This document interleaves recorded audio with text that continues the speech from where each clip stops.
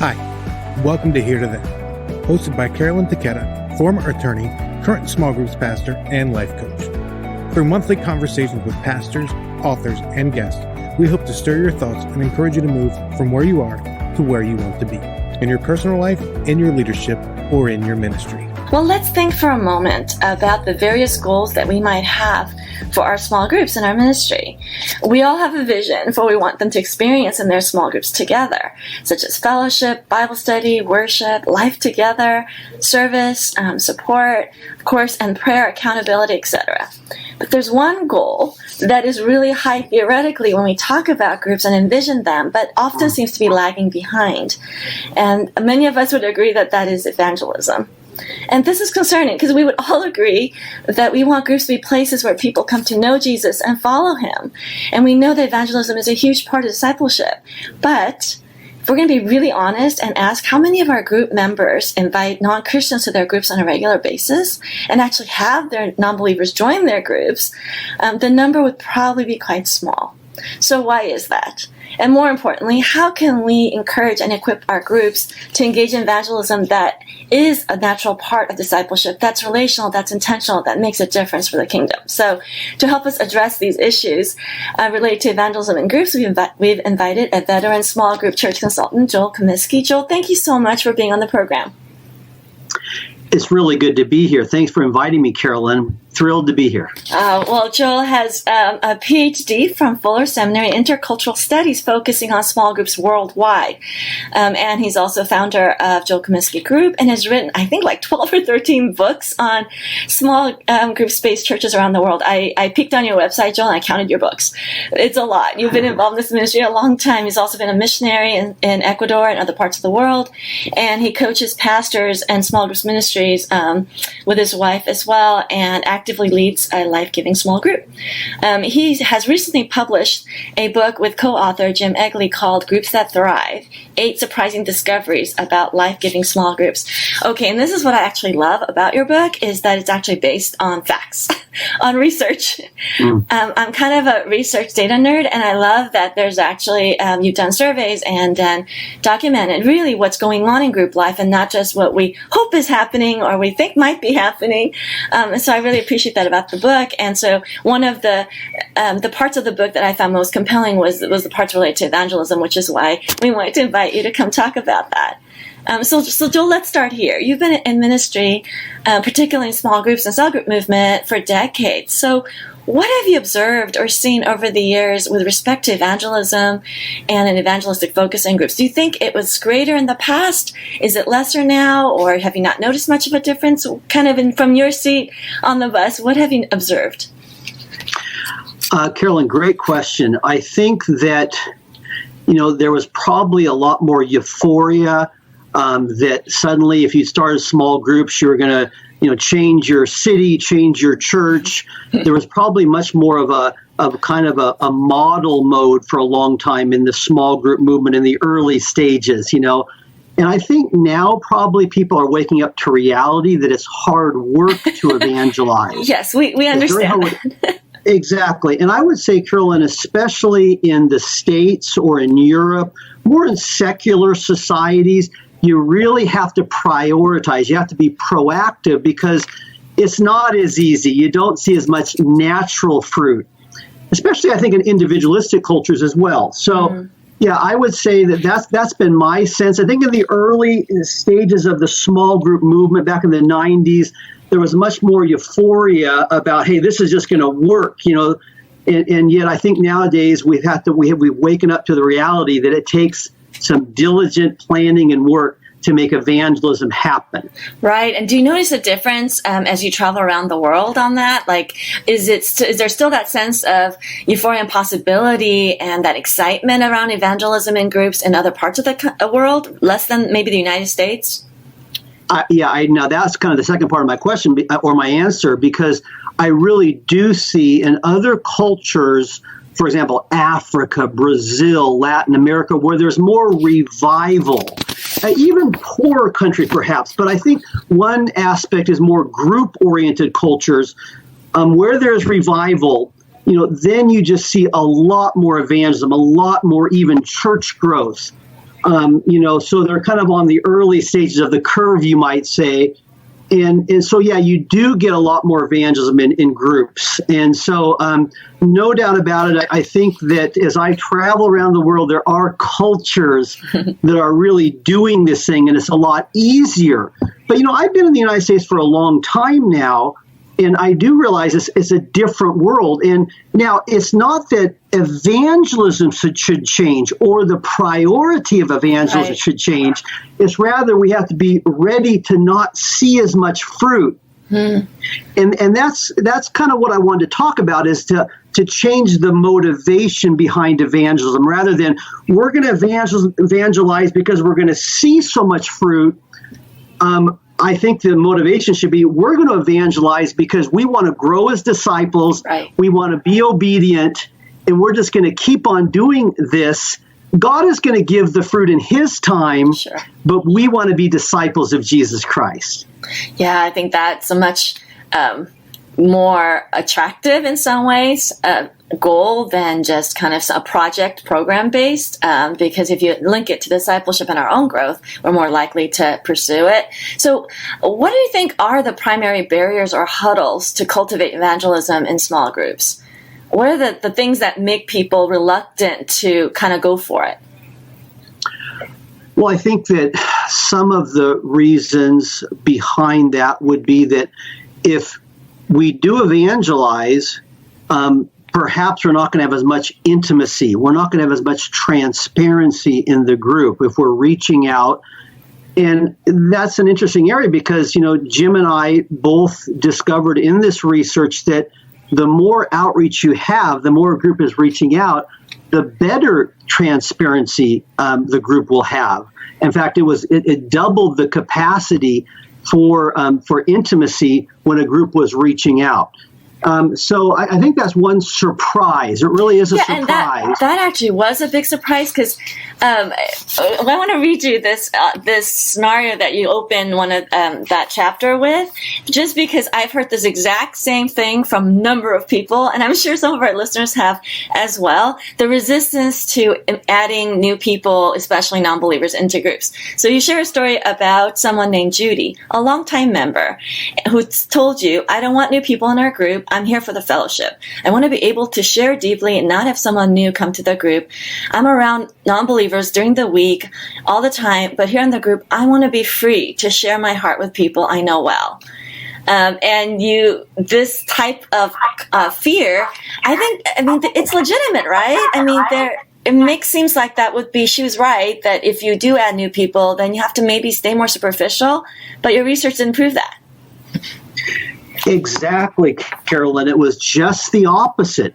Groups that are reaching out, that are trying to get non-Christians, that are trying to become friends with non-Christians, are also groups that share more intimately, that share more transparently. And so it truly was a surprise, and that should encourage small groups to reach out. Now, Carolyn, it's not like you're going to have non-Christians every week in your group. That would be great, but it's more of an attitude. We're going to be reaching out. We're going to be praying for that empty chair. If somebody comes and that is new in the group, we're going to even be more transparent. So I think it's an attitude, Carolyn, and I think it really is kind of a health factor, because groups that are reaching out tend to be healthier. That is, the people are healthier, and thus they also share more intimately. So, I'm not really sure the reason why. That was just what we discovered. Do you think the reaching out part, is it partly that they're then bonded over a common goal? Maybe that's what's fueling the intimacy? Yeah, I think that's part of it, no doubt about it. I also think, though, when there are new people in the group, for example, a new Christian, that person doesn't know the lingo, the Christianese, the these and thous. And thus, I think people are willing then to also share their own struggles, to stop getting off their high chairs or their lofty seats, and to kind of come down to reality, to remember back to where they were, and to share more intimately, and to share about their struggles in marriage, for example, or whatever, in the face of a need that's before them. So I think that's part of it. And of course, also non-Christians love it when people are real. Right. Well, everybody loves you when people are real. Nobody wants to be in a fake group. Yeah, no doubt about it. So I think there's a number of reasons behind it, but I think we do need to dispel the myth that you can't be transparent if you're also really reaching out and inviting non-Christians to the group. What about the concern that you have to be on your best behavior? Because if you have a non-Christian that you don't know very well in the group, and say, Joel, you brought someone, I've never met this person, we've prayed for this person, I know stuff about them, but I don't want to mess up your witness, so I'm going to behave, be careful about what I say or what I do, because I want to make sure that they get the best possible picture of a Christian. Like, I don't know, I feel like there might be some pressure for everyone to be on their best behavior. Yeah, that is, the common understanding, and people think that way. But I really do believe, Carolyn, that it is a myth. It really is a myth, because in reality, when there's a non-Christian, I think we should be ready to share more deeply and be more real and to express our weaknesses. Because non-Christians, that's what they're looking for. They're looking for reality, especially the next generation. Yes. They're looking for reality. So I think to be able to share more deeply, there's a great book out there called Small Group Evangelism by a professor at Fuller, Dr. Peace. And he talks about evangelism being a very natural process in the group. Everybody can talk and share their weaknesses. It's not something that you have to be on your best behavior. Rather, you really want to be able to share weakness. And I have found that, Carolyn, in my own experience. That when we've had people, go ahead. I was thinking, and perhaps another hurdle is if you invite a friend from a workplace, and they come to your group, now you've intersected two worlds, and that could be a little uncomfortable for the person that's doing the inviting. Not that they're necessarily two different people, but now it's kind of like going to someone's, birthday party, and you meet here's the work people, here's the church people, here's their, relatives, and then they all kind of sometimes mesh, and sometimes you see different parts of them. And I think there's some reluctance on part of members to have their worlds collide a bit. Does that make sense?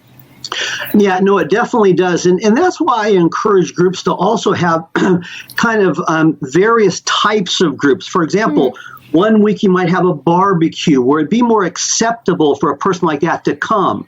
Right. Now, whether or not that person enters into the normal attendance or I call it the discipleship of the group, coming each week, that's another level. You want to create entry points for a person like that to come, and then you just hope that they'll be there each week after that. And then do you adapt? If they come repeatedly, would you recommend they adapt the meetings to suit the non-believer, or do they just go with business as usual with their Bible study and prayer and worship time and whatever else they do?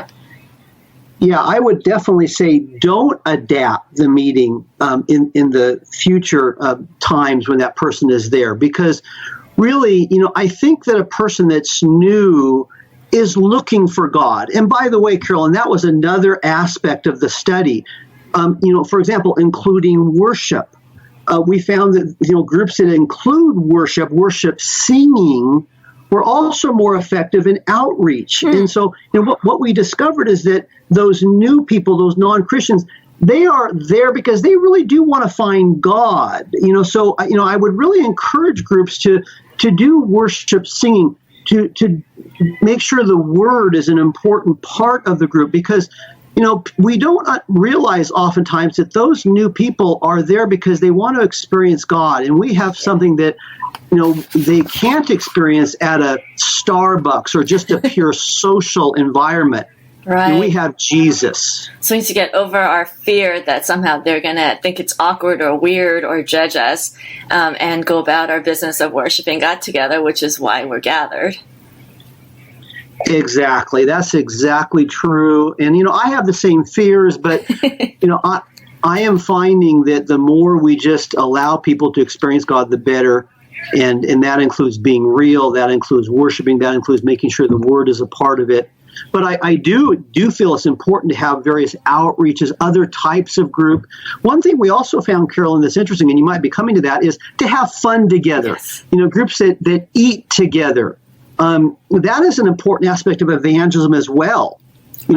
Just to have fun, to make sure that people feel like, hey, this is a community.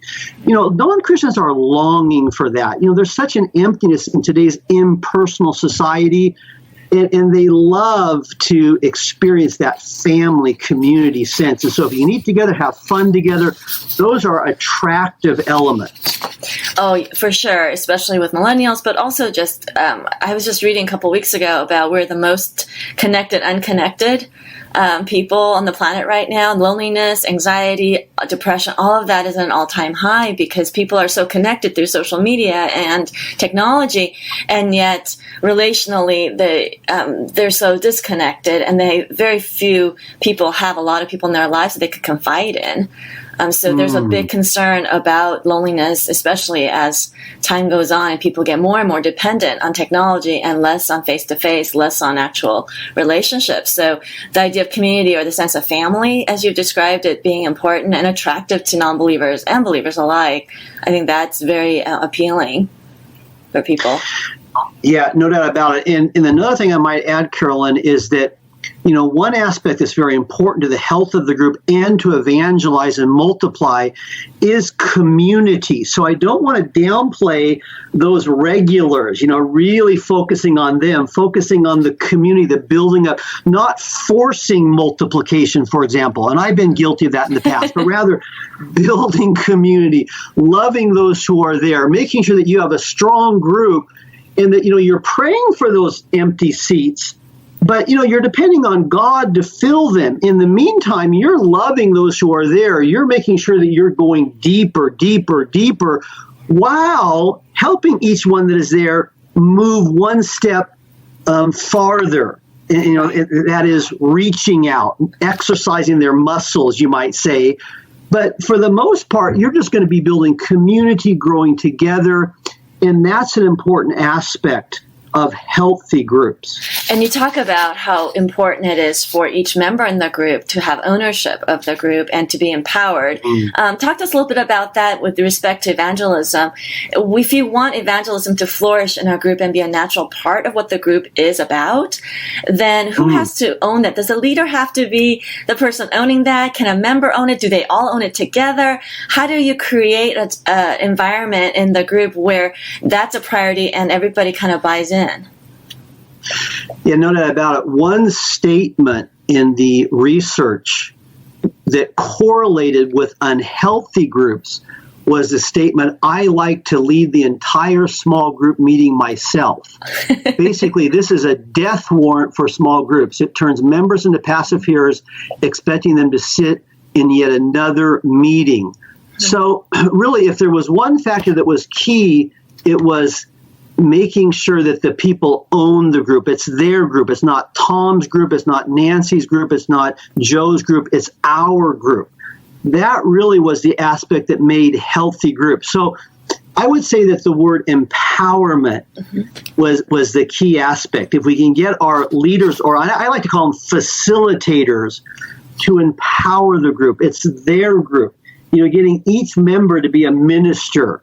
And that means the leader becoming more of the coach. Right.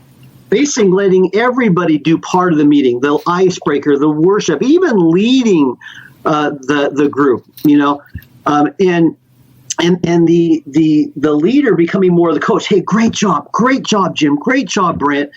And when that happens, then the group is owned by each member. It's our group. And that's a sign of health. And by the way, I dedicate the first 2 chapters to this aspect of empowerment, because it really is the key behind healthy small group ministry.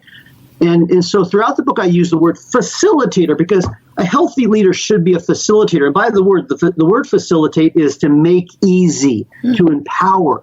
A good leader makes it easy for everyone to talk and for everyone to minister. I like to say the leader should only talk 30% of the time, get others to talk 70% of the time. Right. So when it comes to evangelism, if someone has a spiritual gift of evangelism, then that seems to be an obvious person who might lead the charge on that and help empower one another in that. But if you have a group where nobody really has much experience with evangelism, or they're newer believers, or they just aren't super interested?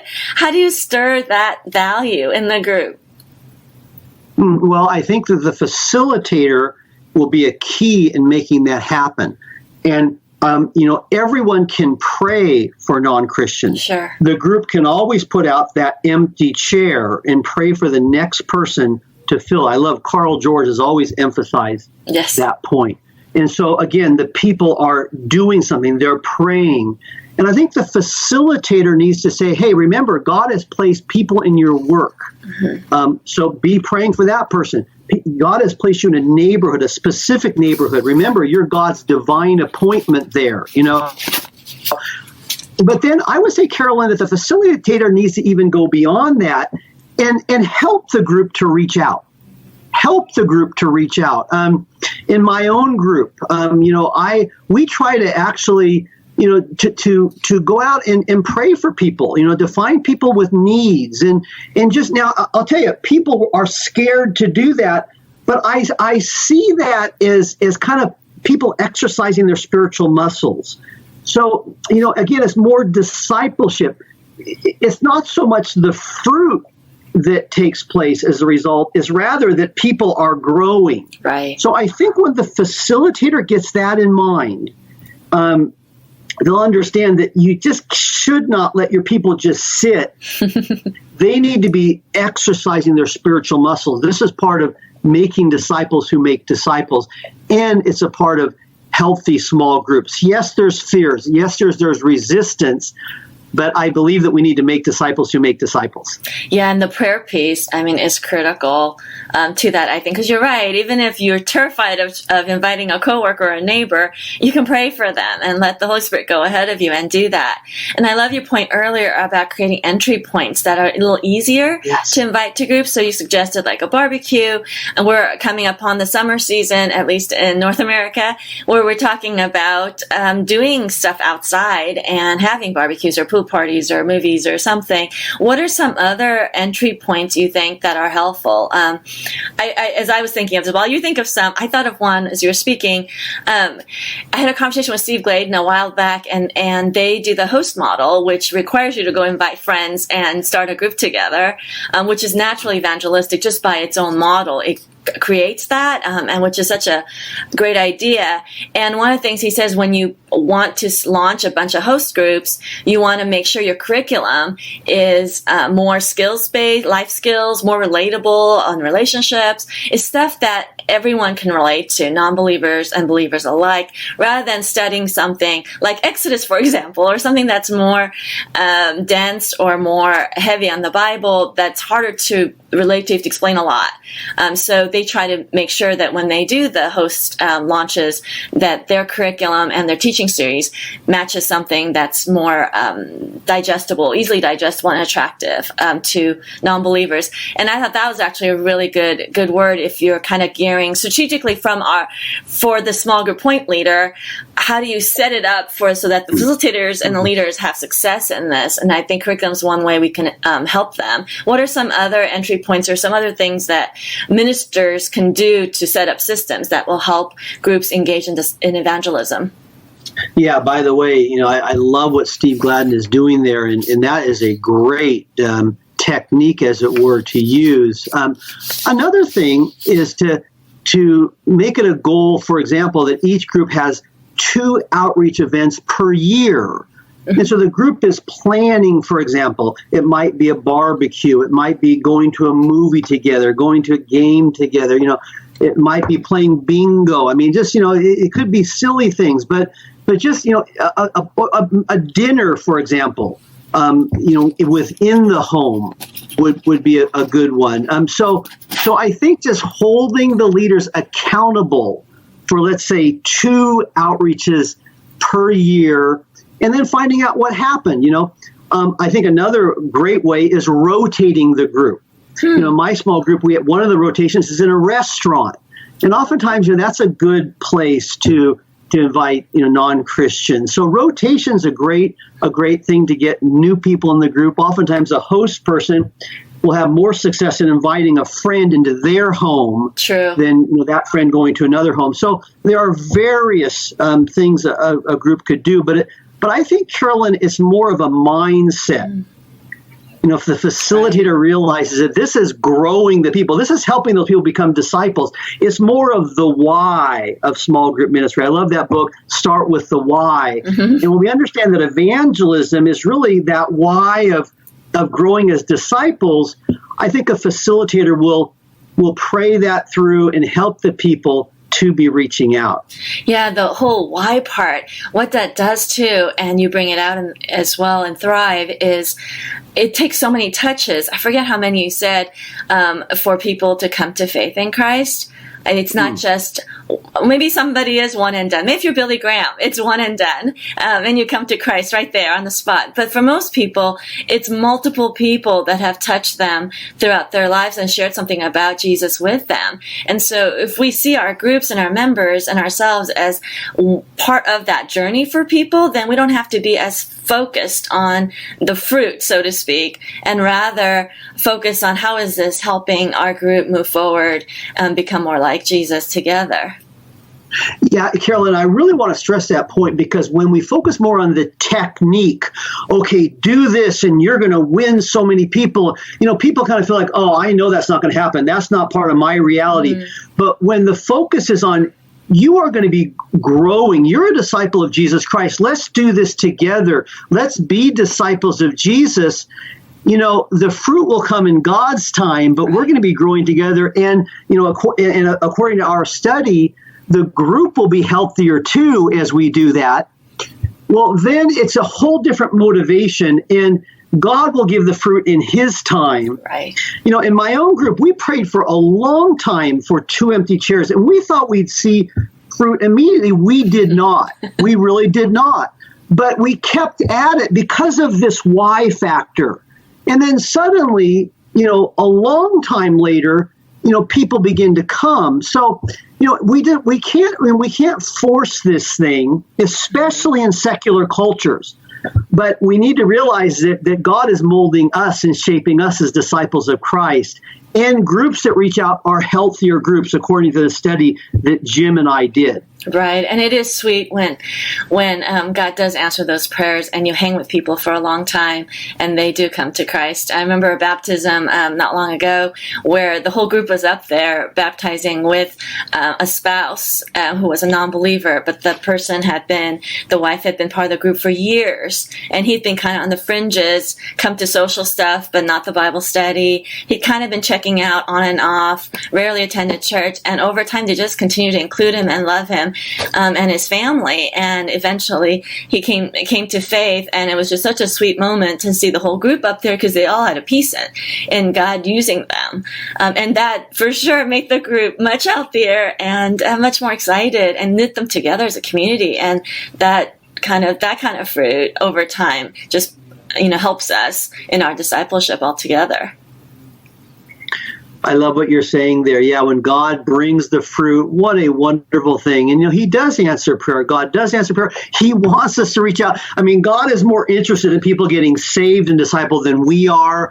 But what a privilege to be part of the process. Yes. Well, thank you so much, Joel, for your time. I love that. That's a great final word. God is more interested in people coming to faith than we are.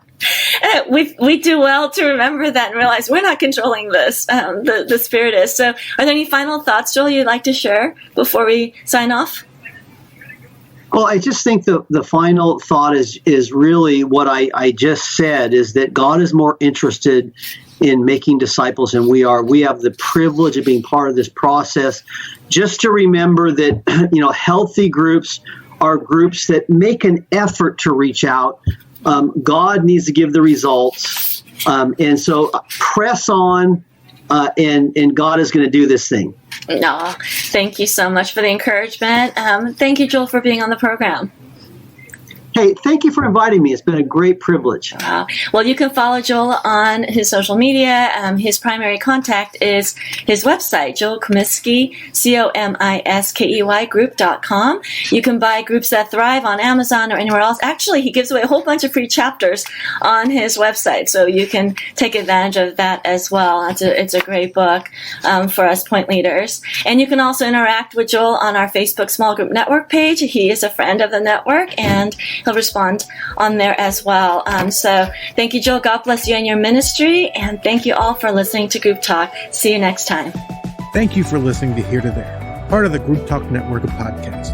If you like what you've heard, make sure you subscribe on Apple Podcasts, Spotify, or wherever you get your favorite podcasts. If you want to learn more, make sure you check out smallgroupnetwork.com for more resources.